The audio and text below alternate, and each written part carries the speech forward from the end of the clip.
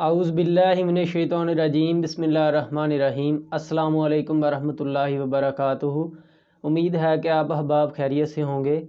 तो आज हुज़ूर सल्लल्लाहु अलैहि वसल्लम की सीरत तैयबा पर जो हमने सिलसिला शुरू किया हुआ है उसकी किस्त नंबर 15 में रिकॉर्ड करूँगा। तो आप दोस्तों से गुजारिश है कि हुज़ूर सल्लल्लाहु अलैहि वसल्लम की सीरत तैयबा पर अमल करें और हुज़ूर सल्लल्लाहु अलैहि वसल्लम की सीरत तैयबा को पूरी दुनिया के हर एक इंसान तक फैला दें, क्योंकि हम आखिरी उम्मत हैं और अमर बिल मारूफ़ व नही अनिल मुनकर हमारा जो काम है वो नबियों वाला काम वजीफ़ा जो है हमें मिला हुआ है।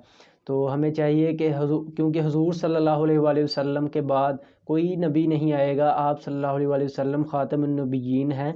तो दीन को फैलाने का और दीन की तबलीग का काम हर एक मुसलमान के ज़िम्मे है। तो हमें चाहिए कि हुज़ूर सल्लल्लाहु अलैहि वसल्लम की बात को दुनिया के हर एक कोने तक पहुंचा दें। तो चलिए आज की वीडियो को शुरू करते हैं। बिस्मिल्लाहिर्रहमानिर्रहीम। चंद अहम लोगों का कबूल इस्लाम। जैसा कि पिछले सफ़हात में दर्ज हो चुका है कि सफ़र ताइफ़ में आप सल्लल्लाहु अलैहि वसल्लम को बेइंतहा जिस्मानी और ज़हनी तकालीफ़ से गुज़रना पड़ा, हत्ता कि आप सल्लल्लाहु अलैहि वसल्लम का अपने आबाई शहर मक्का में वापसी पर दाखिला बहुत मुश्किल से हुआ। इसके बावजूद आप सल्लल्लाहु अलैहि वसल्लम के पाया इस्तक़लाल में ज़र्रा बराबर लग़ज़िश ना आई, बल्कि आप सल्लल्लाहु अलैहि वसल्लम ने अपने असल काम यानी इस्लाम की दावत को मज़ीद दिल जमी से सर अंजाम देना शुरू कर दिया। यहाँ पर ज़रा रुकिए। ताइफ़ जैसे वाक़े में के बाद कोई भी आम इंसान हिम्मत हार देगा, बल्कि ये सोचेगा कि ऐसी कौम तबाह होती है तो हो जाए, वो अपनी जान क्यों अज़ाब में डालें। मगर कुर्बान जाएं आप सल्लल्लाहु अलैहि वसल्लम पर, जिन्होंने ताइफ़ से वापसी के बाद पहले से भी ज़्यादा जज्बे से मुख्तलिफ़ कबीलों और अफराद को इस्लाम की दावत देना शुरू कर दी। ये कोई मामूली बात नहीं है। ताइफ़ से वापसी के बाद हज करीब था। इस मौका से हुज़ूर सल्लल्लाहु अलैहि वसल्लम ने पूरा फ़ायदा उठाया और तमाम कबीलों के पास खुद जाकर इन्हें इस्लाम की दावत दी। इन कबीलों में बनु आमर, महारिब, फ़ज़ारा, गसान, मर्रा, हनीफ़ा, सलीम, बनु नदर, अज़रा, कल्ब और हदारमा शामिल थे। लेकिन इन बदकिस्मत कबीलों में से किसी ने भी इस्लाम कबूल ना किया। ताहम आप सल्लल्लाहु अलैहि वसल्लम की दावत पर दर्जज़ील अहम लोगों ने इस्लाम कबूल कर लिया। सुईद बिन सामत मदीना के मशहूर शायर थे। इनकी अपने लोगों में इतनी इज़्ज़त थी कि वो इन्हें कामिल के लक़ब से पुकारते थे। ये क्योंकि खुद आला पाए के शायर थे, लिहाजा आप सल्लल्लाहु अलैहि वसल्लम ने उनके सामने जैसे ही कुरान मजीद की तिलावत की वो कायल हो गए कि ये कलाम इलाही है। आप सल्लल्लाहु अलैहि वसल्लम आप रज़ियल्लाहु अन्हु मुसलमान हो गए और वापस मदीने चले गए। इसी तरह से मदीने के एक और नौजवान हज़रत अय्यास रज़ियल्लाहु अन्हु बिन मुआज़ ने भी इस्लाम कबूल कर लिया। इनका ताल्लुक़ कबीला औस से था और ये एक वफ़द की सूरत में अपने मुखालिफ कबीले खज़रज के ख़िलाफ़ क़ुरैश मक्का से मदद मांगने आए थे। हज़रत अबू ज़र ग़फ़ारी रज़ियल्लाहु अन्हु के इस्लाम कबूल करने का वाक़या बड़ा दिलचस्प है। वो मदीने के करीब ही राइश पज़ीर थे और बुत परस्ती छोड़ चुके थे। जैसे ही इनको सुईद बिन सामत और अय्यास बिन मुआज़ के ज़रिए मालूम हुआ कि मक्का में आप सल्लल्लाहु अलैहि वसल्लम ने नबूवत का दावा किया है, तो उन्होंने अपने भाई को भेजा कि वह मक्का में जाकर तसल्ली करें कि ये नबी सच्चा है कि नहीं। इनके भाई ने मक्का से आकर जो रिपोर्ट पेश की, इससे अबू ज़र ग़फ़ारी रज़ियल्लाहु अन्हु मुतमिन ना हुए और कहा कि इन्हें हकीकत मालूम करने के लिए ख़ुद ही मक्का जाना पड़ेगा। चनाचा आप रज़ियल्लाहु अन्हु खुद मक्का पहुँच गए। हज़रत अली रज़ियल्लाहु अन्हु की वसातत से आप सल्लल्लाहु अलैहि वसल्लम के पास हाज़िरी हुई और हज़रत अबू ज़र ग़फ़ारी रज़ियल्लाहु अन्हु ने फ़ौरन इस्लाम कबूल कर लिया। हुज़ूर सल्लल्लाहु अलैहि वसल्लम ने आप रज़ियल्लाहु अन्हु से फ़रमाया कि वो अभी अपने इस्लाम कबूल करने को खुफिया रखेंगे और अपने कबीले गफ़ार की जानिब चले जाएंगे। मगर हज़रत अबू ज़र ग़फ़ारी रज़ियल्लाहु अन्हु के सीने में इस्लाम की ऐसी शम्आ रोशन हुई जिसे छुपाया नहीं जा सकता था। लिहाजा उन्होंने आप सल्लल्लाहु अलैहि वसल्लम से अर्ज़ किया कि वो तो इसका खुल्ला ऐलान करेंगे। चनाचा वो मस्जिद हराम, खाना काबा वाली मस्जिद में तशरीफ़ लाए اور اپنے مسلمان ہونے کا اعلان کر دیا۔ کفار ان پر ٹوٹ پڑے۔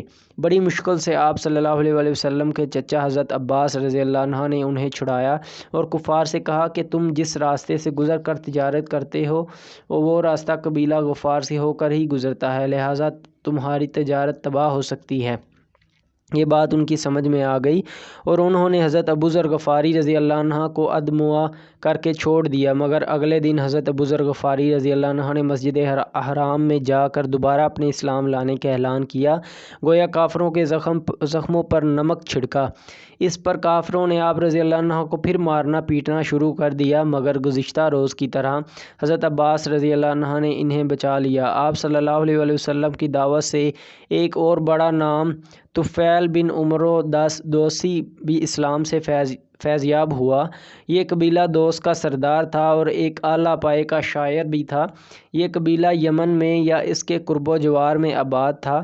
11 نبوی میں طفیل مکہ آیا تو مکے کے کافروں نے اس کا زبردست استقبال کیا اور اسے کہا کہ مکہ میں آپ صلی اللہ علیہ وآلہ وسلم نے گھروں کے اندر تقسیم پیدا کر دی ہے، لہٰذا وہ آپ صلی اللہ علیہ وآلہ وسلم کی کوئی بات نہ سنے اور نہ ہی آپ صلی اللہ علیہ وآلہ وسلم سے کلام کرے، کیونکہ آپ صلی اللہ علیہ وآلہ وسلم کی باتوں میں جادو کا اثر ہے۔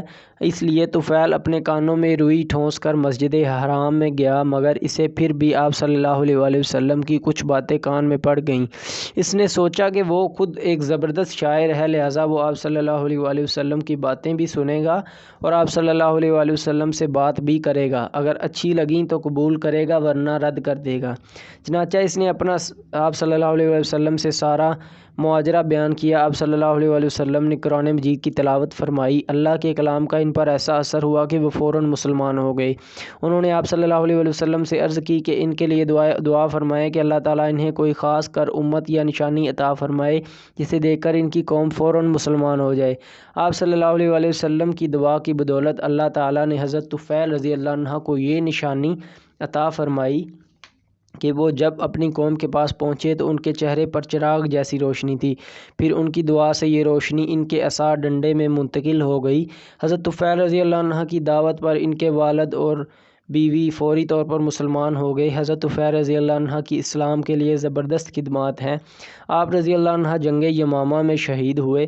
ان اسلام قبول کرنے والوں میں شاید سب سے دلچسپ واقعہ ضماد ازدی رضی اللہ عنہ کے اسلام قبول کرنے کا ہے۔ اس کا تعلق یمن سے تھا اور وہ اسیب اتارتا تھا، جسے آج کل کی زبان میں سایہ یا جن اتارنا کہتے ہیں۔ وہ جب مکہ میں آیا تو وہاں کے چند بدبختوں نے کہا کہ آپ صلی اللہ علیہ وآلہ وسلم معاذ اللہ لہٰذا پاگل ہیں، معاذ اللہ، لہٰذا ضماد کے اندر فوراً نیکی کا جذبہ جاگا اور اس نے آپ صلی اللہ علیہ وسلم سے ملاقات کی تاکہ آپ صلی اللہ علیہ وآلہ وسلم کا علاج کر سکے، یعنی اسیب وغیرہ اتار دے۔ اس نے آپ صلی اللہ علیہ وآلہ وسلم کو جب اپنی خدمات پیش کیں تو آپ صلی اللہ علیہ وآلہ وسلم نے جواب ارشاد فرمایا، یقیناً ساری تعریف اللہ کے لیے ہے، ہم اسی کی تعریف کرتے ہیں اور اسی سے مدد چاہتے ہیں۔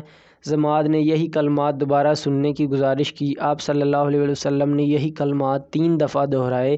وہ بول اٹھا کہ میں کاہنوں، جادوگروں اور شاعروں سے مل چکا ہوں، لیکن ایسا کلام ہرگز ان کا نہیں ہوتا۔ وہ فوراً مسلمان ہو گئے۔ کمال دیکھیے کہ وہ آئے تھے آپ صلی اللہ علیہ وآلہ وسلم کو صحت یاب کرنے، مگر آپ صلی اللہ علیہ وآلہ وسلم نے ان کی دنیا ہی بدل کر رکھ دی۔